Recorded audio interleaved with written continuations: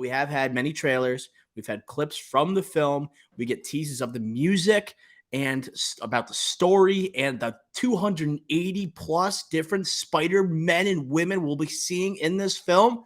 There's a lot of stuff that we can go off here, Ricky Flex, and I think we're going to have a better success rate this time than we have in previous superhero projects when we do our 10 bold predictions. Looking at you, Guardians of the Galaxy Volume 3. I will not promise anything after what happened last time. But last time was a travesty.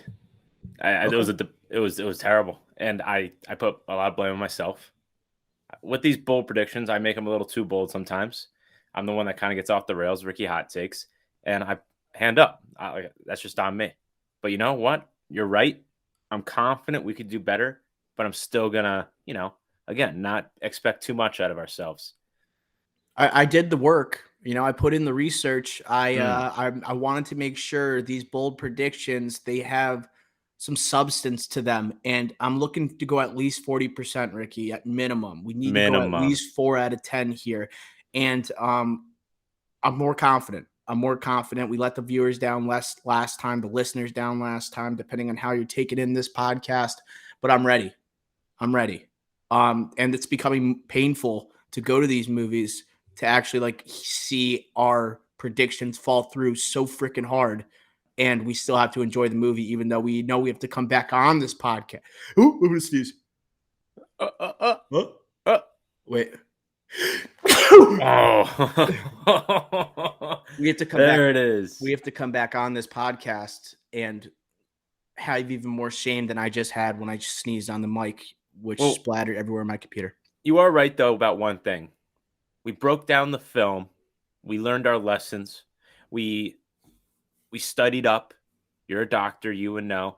I did a little more studying than usual. I didn't rely on my knowledge. I looked elsewhere, expanded my horizons. So I do feel prepared. I know you're prepared.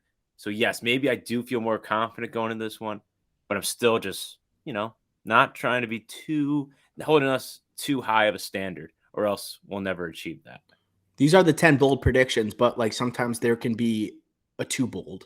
That's why I think that we traveled down that road. I'm already looking at my list now, and I'm already that might be too bold, but we'll see. All right, let's get it going here, Ricky Flicks. Do you want to lead off for our 10 bold predictions? Okay. Longtime listeners of the show, you already know what's happening here. Do it. Box office prediction. And this one's tough. This one is tough. I'm going to do something different here. I usually do worldwide, or I do compare it to a similar film. As in what movie's going to make more. I'm going to do an opening weekend domestic box office prediction. We'll know it right away by our review. My Alexa's going off right now.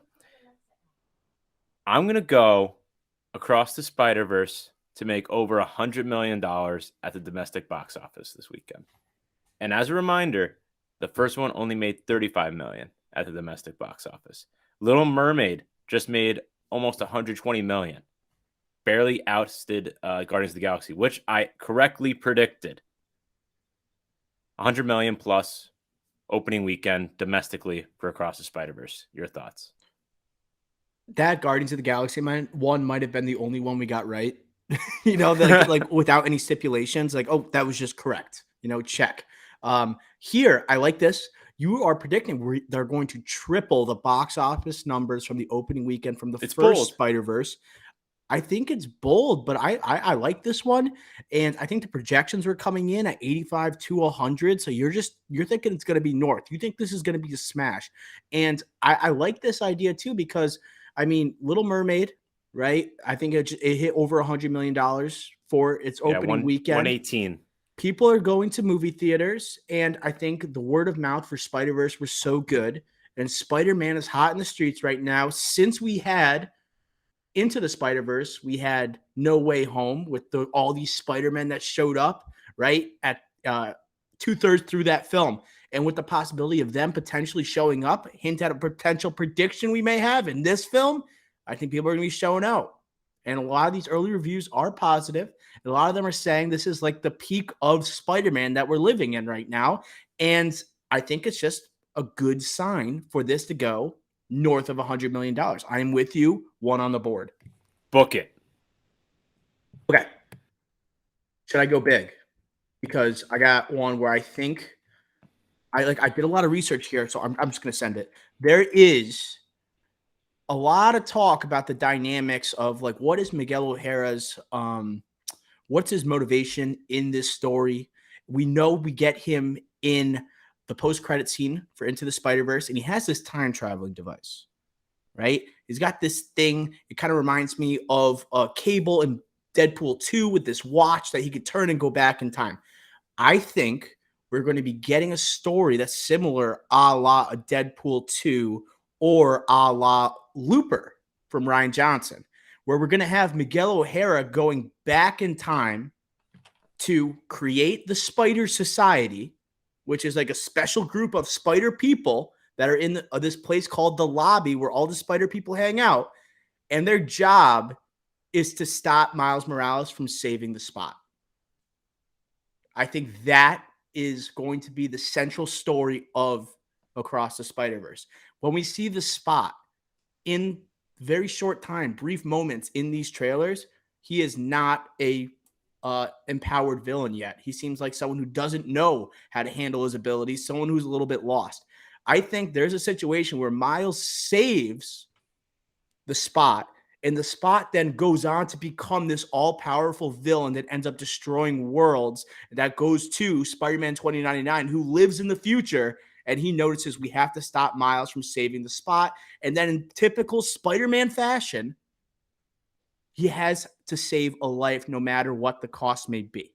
He's not willing to let this person die because he knows inherently this person can be good. So I think we're getting a classic time travel story here, Ricky Flex, and a classic Spider-Man trope that we typically see. What do you think about this prediction? You did do your research. I love it, but I hate it because it goes against one of mine, but it's better than mine. So I'll just say mine, and maybe we could kind of makeshift mine. So obviously, Spider-Man Miguel O'Hara is pissed off at Miles Morales. Not a bold prediction. That's a fact. But I have one is why is 2099 so mad at Miles? It's because he was never supposed to be Spider-Man. His world already had a Spider-Man. Because if you remember, he got bit by a spider that was not from his dimension. So I was thinking that Miles is messing up the timeline. So that's initially why he was mad at him. In the post credit for Into the Spider-Verse and why he has to travel back in the first place. Right. Yeah. But yours sounds like that's going to be it. Mine sounds like it might be a part of it, but yours sounds better. Let me further sell you, Ricky Flicks, because I have more. So pitch me. In the trailer, pitch me, Tom. You have literally Miguel O'Hara saying what you presume is 2 Miles. You're going to save one person or all these worlds. That one person is definitely the Spot. And a lot of people are saying, oh, it's just this person that's going to rise up and become this villain for Beyond the Spider-Verse. I'm not entirely sure if that's going to be the case, right? I still think it's a good chance. But I do think the central conflict of this movie is going to be whether to save the Spot or not. And then if we saw it with Spider-Man No Way Home, where Peter Parker and this Spider-Man can't let the bad guys die, right? Right. And a lot of people question, like, man, like, is that like really what Spider-Man would do? And it's like coming off that movie, it would make sense if this Spider-Man acted in a similar manner as most Spider-Man would, where they have to save this person. And then when the Spider Society, right, figures out like the significance of the Spot, they're like, okay, we have to stop Miles Morales. That's why I think it's there. No, I love this because the Spot, clearly from the trailers and these clips, is not going to be a central figure in the story, as in the main bad guy.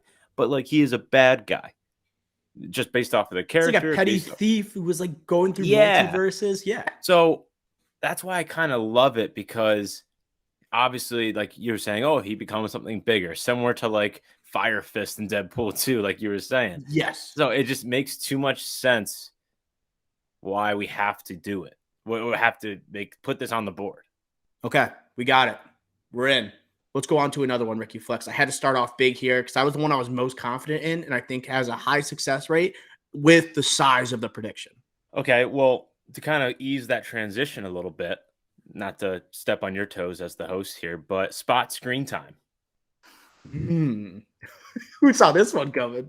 Spot screen time. Screen time, new listeners. This is a popular prediction we always have.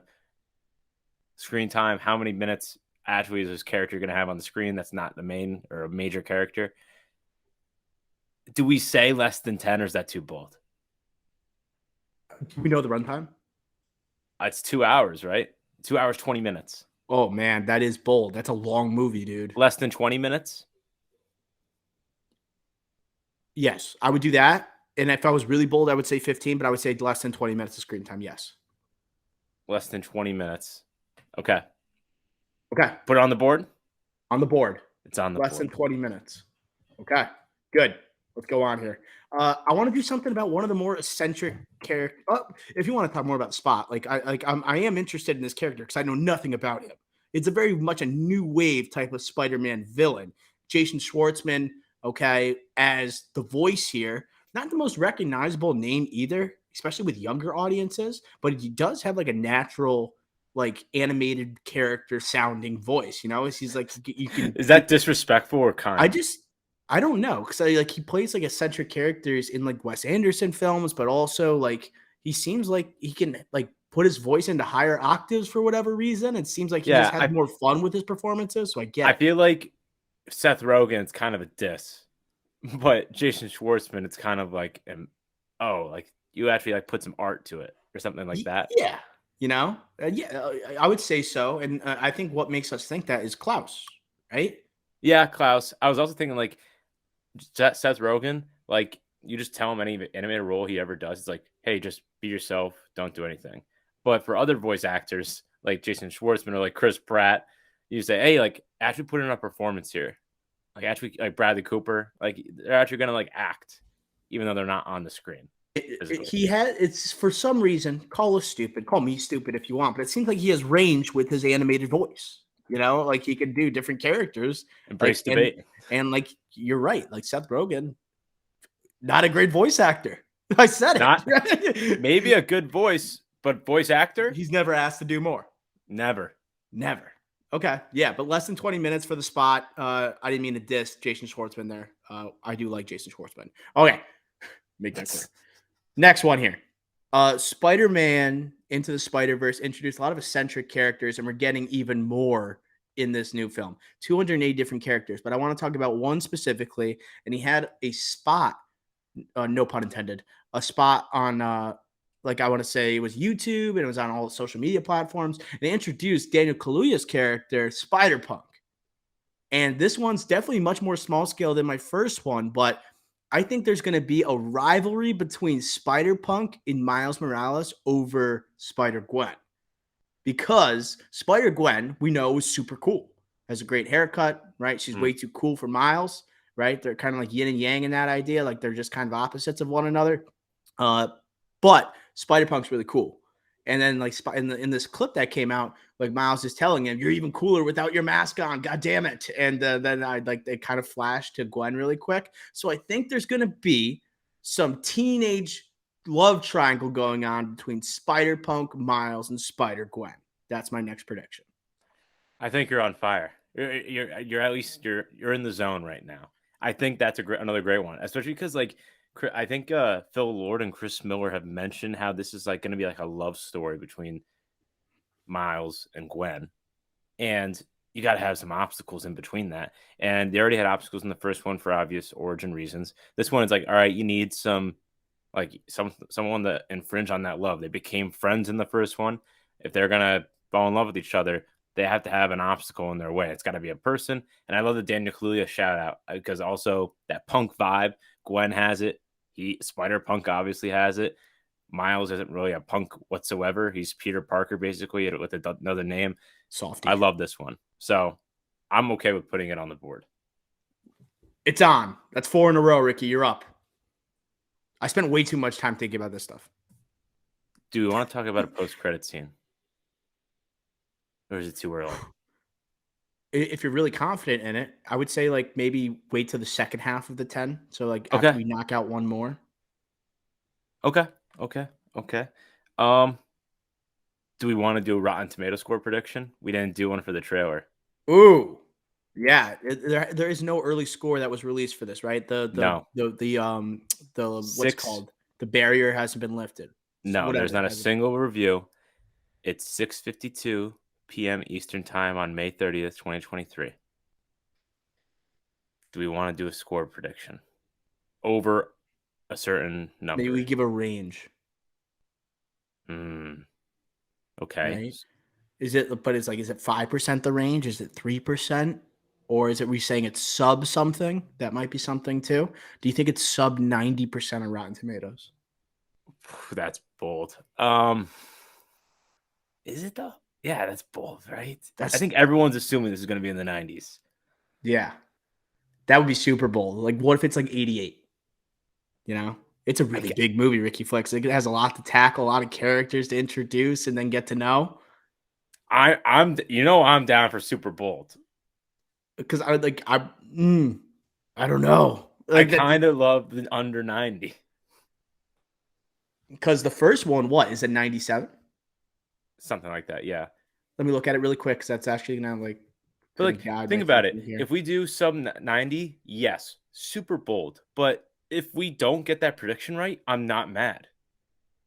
So Into the Spider is 97%, audience score 93%. So you could say that the critic score is going to be sub 90, Yes. audience score above 95. Oh my God. No, no, Too much, too no. much. Sorry, Too sorry, much, sorry, too sorry. much. That's not even super bold. That's just dumb. Yeah. Well, it is. Well, it is going to be like a 95. Like, like people are going to adore this movie. Like audiences that go to it. Do sequels usually have no, probably not I have a don't. better I audience don't score? buy that. I don't think that's going to happen though. I think I'm out on that Rotten Tomatoes prediction. Do you think it's going to be sub 90? You're the one that brought it up. I know it was bold. That's why I said it, but I don't even believe it. Okay. Well, if you do have to predict, all right. Aside from this won't be a bold prediction. This is just us bantering, going off the rails a little bit. Rotten Tomato score prediction, thermometer predictor. Yeah, I think it's going to be like 95. Really? I Yeah. was thinking 93. Okay, so you don't even believe it. No, but like I'm down to go bold. No, do a different one. I'm not good at Rotten Tomato predicting. Like I'm terrible at it, as we know. Fine, different one. Thermometer predictor. Maybe we'll keep that on the back burner. Okay. Do you want to do a death? I'm down. I think we were going to disagree, but we'll see. So I'm open to hear your thoughts, but I think Gwen would be too obvious. They've hinted at it in a clip or a promo saying like, "Don't all Gwens die in Peter Parker stories or stuff, Spider-Man stories." I don't think so. 2099 isn't bold. I don't think it's bold enough. So it comes down to two choices for me. It's either no deaths, so nobody dies because there's another movie coming, or it's the mentor figure himself, Peter B. Parker. That seems like the likeliest pick for me. So, what do you think about Peter B. Parker? Yes, he has a kid now. Things are fine with Mary Jane, it seems like, MJ, but he dies in this movie. I think it's gonna be Spider-Man 2099 that dies, and I think that's just the most obvious one because he's the leader of the Spider Society. He doesn't think Miles belongs. It almost has like a Tarzan with Kerchak and like Tarzan dynamic to it, where it's like you don't belong here, and then he ends up sacrificing himself to save Miles Morales, and then it leaves a hole as the leader of the Spider Society, and Miles Morales becomes the leader of the Spider Society. That's kind of what I was predicting was going to happen. Peter B. Parker. I like this one too, but the only thing is, like, his kid plays such a huge, like, he has like the Mayday Parker has like screen time in the trailers. Like, are they really? It's I know Yeah, it's they're not that animated, cool. but we take it seriously. Like that would be messed up if he died, like with his kid as baby was around. That's tough. I was also thinking his mom or his dad. He's a cop. But the dad, there is a scene in the trailer where he's hanging by a cliff, and then they do the iconic Spider-Man moment where he's diving straight Oh, down to so save his dad. So I think that's his moment where, like, obviously this universe, like in every universe, they have that type of moment. I think Miles is going to be able to save him, but the mom has a lot of emotional, like, he has that emotional moment in the first trailer, that one-on-one with Miles. And like, there's the early reviews are saying it's a very family centric story compared to the first one. They play more of a role. So I think it's between 2099 and his mom to see who dies. I think he already lost a family member last movie. You could say no death. No death. I'm kind of down for no death. I guess you're right. They won't kill Peter B. Parker. They're showing a kid. There was a death in the first one. We're gonna get a third movie. You think they're gonna do 3 movies in a row with like memorable deaths? Like, I don't know. They take a breather on this one. No Okay. major deaths. No major deaths. No major deaths. Put it Spider-Man on the board. 2099 is going to be a fan favorite, I bet, by the end of this, and people would be really upset if he died, I think. Yeah, I just feel like he'll become like a hero in the next one. I don't know. I just feel like they won't kill him.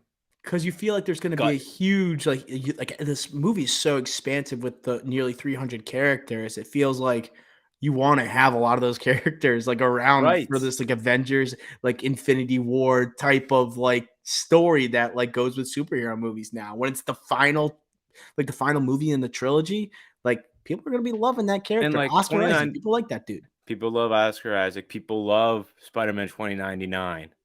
Really love 2099, and to see him in a bad light in this movie, I think they'll want to see him in a good light. I think no major deaths is the way to go here. All right, I like that. Right, Peter B. Parker. That'd be so cruel if they did that. Okay, but I understand with the mentor-mentee relationship. Here's something. We had a mention of what Tom Holland did in Spider-Man No Way Home, a shout out from Earth 199999 from Oscar Isaac as Spider-Man 2099. And he was talking about Doctor Strange as well. It was a shout out there. So what I think is going to happen, I don't want to jump to the Spider-Men because I think you can group them into one prediction, but I think we're going to see the Marvel Cinematic Universe in animated form in this movie. Okay, you stole my thunder. Would you agree? I have this as the post-credit scene. Okay, so but it's easier if we just say we're going to see the Marvel Cinematic Universe in animated form. Yeah. Okay. Done. Yeah, it covers our tracks in case like we see these Spider-Men or we see like maybe all 3 of the ones from No Way Home or just right Tom Holland or even Venom or Tom Hardy who's in there for a little bit. Yeah, I just think sorry, I have a separate one for Venom too. Okay. I think Venom is going to be in this too because I don't think you could. I think if you have the MCU in it, you have to have Venom in it because at the end of the day, this is a Sony movie, and a Sony movie isn't going to let the MCU rain on their parade, their movie, their prime IP, and not promote their own IP, Venom, and especially with a Venom movie coming out next year or the year after. So, without a doubt, I think I agree with you. There will be a Spider-Man crossover with the MCU, this MCU Spider-Man or whatever you want to say. But separately, there's going to be a Venom one, a separate bold prediction. Also, Venom's in the movie. Yes. So what I'm most interested in is seeing how it looks visually. How do they draw and make it look like it's clearly the MCU Earth 199999, whatever it is? Like, how are they going to let audiences know? Like, is it gonna be brighter than when they go to potentially the Venom Sony universe? It gets darker a little bit, right? Like, it's just, is there going to be like the Avengers Tower that you see? Is it hinting at like potential future projects in the MCU? Could they be working hand in hand? I think you could do some really cool things. And we talk about pushing the boundaries of the first film into the second. This would definitely be a way to do so. And it opens up, right, that door, potentially if Miles was to join the MCU, just to recognize it, see it, him go there, or at least like it might not even be him going there. There's different portals like that are through the lobby of that Spider Society. So he could be looking and you could be like, oh, that's clearly this universe because it has Avengers Tower or something of that nature. You know what I mean? Okay. Yes. So, all right. So were you just saying that maybe the Spider-Man don't show up on the screen? You're saying just confirmation of the MCU connectivity to this. No, they're going to be in the movie. Okay, that's what I have. But I just don't think that it's one necessarily would have going to be also like in the worked. Marvel Cinematic Universe world. You know, I don't think it's going to be in that Earth 19999 place. I Okay, think it's I yeah. have just my official thing is like Andrew Garfield, Tobey Maguire, Tom Holland, all in the movie. I didn't Tom like Hardy. Yeah. necessarily write MCU. They're going to be in the movie. Yeah. Yeah. Okay. They have to. There's 280 characters in this movie. There's no way they don't show up. If they don't, it's I gonna agree. be like they're adding new Spider-Man characters to the lore for this movie, I heard. And ones that don't have backstories or anything, but you're gonna see ones that haven't even been conceived of. You're gonna ignore like this. You can't capitalize on the No Way Home, right? This like Spider-Man like renaissance that we've had these last few years. Come Got to on. keep going. Come Yeah. on. So that's another one. So we just said there's going to be the Marvel Cinematic Universe world will be in this film, and then we're going to get all the Spider-Man back from No Way Home. And then Venom also in the movie. Yes. Do we throw Tom Hardy just in with those other Spider-Men for the prediction? I'm just thinking about the graphic. I don't think it'll look as good on the graphic. Okay, that's true. Okay, let's keep. All right, let's keep going, and then we'll for now. Let's not like take up a slot. Yeah, You know what I mean? it's like I'm. But if we like, we have 9 and we don't have a good 10th that we feel comfortable with, we rather do Venom than the Rotten Tomatoes score prediction. Then yeah, let's do that. And they have to show that universe in animated form. I'm so fascinated to see if they do that. If it's in live action, they'll be like, "Oh no, can't do that. Can't do that." Nope. Right? This isn't to the Spider-Verse. You have to. I mean, everyone commends the animation here. Show me what it looks like in animated form. You got to do it. Animation is cinema. All right. So who's it? My turn? Your turn? My turn? Yeah, go for it. Okay. How many do we have right now? I have a post-credit one. How many do we have? Are you writing them or no? Or me? Am I writing them? I have a bunch down. Okay, so no, I can do this. 5. Right? I have box office. We have 7 technically. I wrote down 6 so far. So one is like I have it. I'll read them back to you. Let's refresh where we are. Yeah, honestly, that helped me, help the listeners, but also help me. Okay, so I'll read it. All right. So first one, box office prediction. We're saying that this movie is going to make north of $100 million in domestically, right? In the box office opening weekend. We had talked about the central conflict of the film as our second prediction. The Spider Society wants to stop Miles Morales from saving the spot. The third prediction, there's going to be less than 20 minutes of screen time for the spot. Right. 4, there will be a love triangle between Spider-Punk, Spider-Gwen, and Miles Morales. Our 5th prediction, there will be no deaths in this movie. Our 6th is that the MC Universe will be seen in animated form. That's Earth 19999. And then we also, our most recent one, Andrew Garfield, Tobey Maguire, and Tom Holland will appear in the film. And then we have a placeholder right now of Tom Hardy. Okay. All right. Sorry. Back to you. Back to me. I want to talk about a post-credit scene. I think it's that time. The post-credit is going to be the characters from the first Into the Spider-Verse gearing up, right, to join Miles in Beyond the Spider-Verse. Book it. I think they're too important in the first movie, too impactful, right? And we said on the review last week, or I did specifically, saying maybe for an origin movie, it was too much of an ensemble, too much.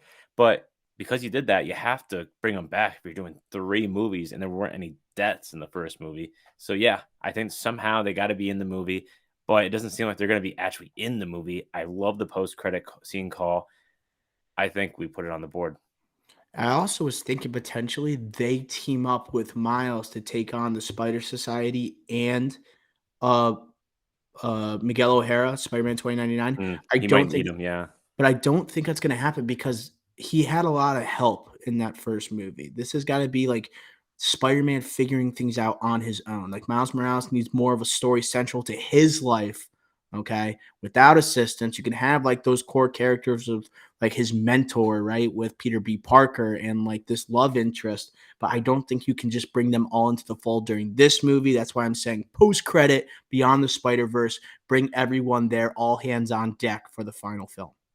Yeah, so just to clarify, this is like Spider-Man Noir, Porky, Spider-Pork, or how I don't Spider-Pig. know. Spider-Pig. Penny. Penny. That's Uh, that's it. oh, there's only 3. Well, then we had like Peter B. Parker and the Spider Yeah, Gwen that yeah. are there, I feel like we're missing plus somebody. Miles. Yeah. Well, yeah. So I'm in. Well, it's That's a the good one. girl and the robot. Right. It's two. No, I think it's a good one. Okay. So that's 8. You got another one? He's holding his brain. He's having I a brain forgot. freeze. I had it in my head. I have another Uh, one. I have another one, Ricky. And it's a I simple. should have. Oh, I did. I remember. I remember. Go for it. So 2099, we got to get a backstory with him, right? Yes, you need a backstory. Yeah. So they'll do a flashback. That's not a bold prediction. I think they actually go back to his world at some point, and like you're gonna get that emotional backstory from that flashback from the whatever we get that. They're gonna go back to his world where like he lost his daughter, right? So I think somehow that's gonna play a factor in the end here to kind of like shift his moral compass. And I think going back to his actual world, maybe for the final fight sequence, that would be it. That would be interesting. Do you think the world will be like apocalyptic and like it was destroyed from like the spot and all these other worlds were also harmed and destroyed from it? And so it's like, are they going to right before that moment and they have to be able to stop the spot? That's potentially there as well. I kind of love the call where instead of what I said, we do kind of what you said. They show like his world destroyed from the spot. Like they kind of showed Fire Fist and Josh Brolin Yeah. and Deadpool too. I think Mhm. that's pretty good. But I don't know. You have you said you're gonna say one. What were you gonna say? Oh, it's simple. It's an obvious one. I think Miles' parents find out he's Spider-Man in this movie, just like most Spider-Man films. Like eventually they do find out. I think it's this one that they do. That that's a good one. Yeah. That's a simple one, but I think we should stay on yours for a sec. I think there's a chance that they have the it's like they have the big conflict, the big fight at the end in the third act, right before an act is committed. Is it going to happen in Spider-Man 2099's world? That's not a bad one to predict. Because like I feel like it's bold because I think everyone's thinking it's gonna happen either in where the trailer shows in that like kind of headquarters, or it's going to be in Brooklyn, Miles' city, because that he's the friendly neighborhood Spider-Man of Brooklyn. So Mm. I think that's like what people are you would think naturally think. But if we want to go bold, we want to go multi-dimensional world like this or universe like this story is. That'd Then be the yeah, final fight. Yeah. yeah, let's go crazy. Like think about the first one; they didn't have it like they had it in Brooklyn, but it was still like on that multi-dimensional train against Fisk Kingpin. So I don't know. I'm trying to get creative here, Let's do that. right? Let's do the final fight is going to be at in Miguel O'Hara's world. Boom. Book it. Boom, book it. That's 10. And we can do the bonus. Tom Hardy will be appearing in the film. Yeah. Do you have any other ones just in case we might have any better ones? I will not. The Rotten Tomato score is firmly out. Yeah, I don't trust that. I don't. Oh yeah, we're out on that. That's pretty much all I had. That's all I had. Yes. No, I emptied the clip. I wanted to do something with the 1990s like Spider-Man animated series. I know. Potentially. I did think about that because you know how it ends? Because it ends like Mary Jane going through the multi-dimension, spoiler alert. And I was like, oh, do they bring back MJ? Or like at some point they show her from the 1990s television? Or do they show that Spider-Man looking for that MJ? I was thinking about that, but I think that's a little like crazy.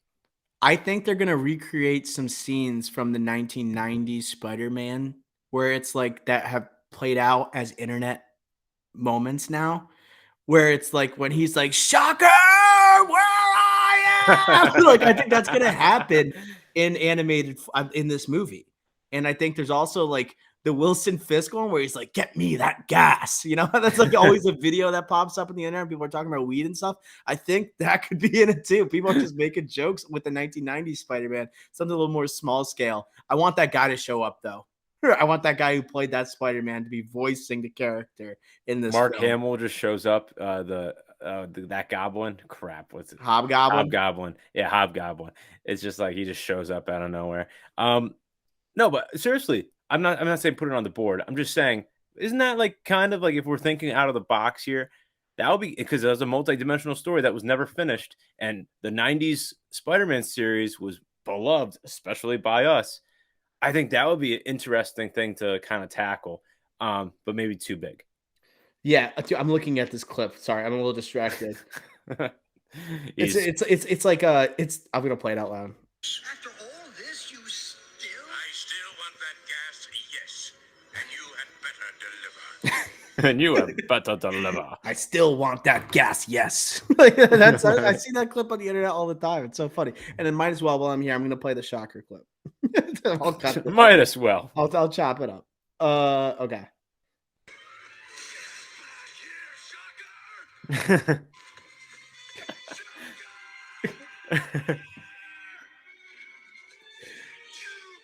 escape me.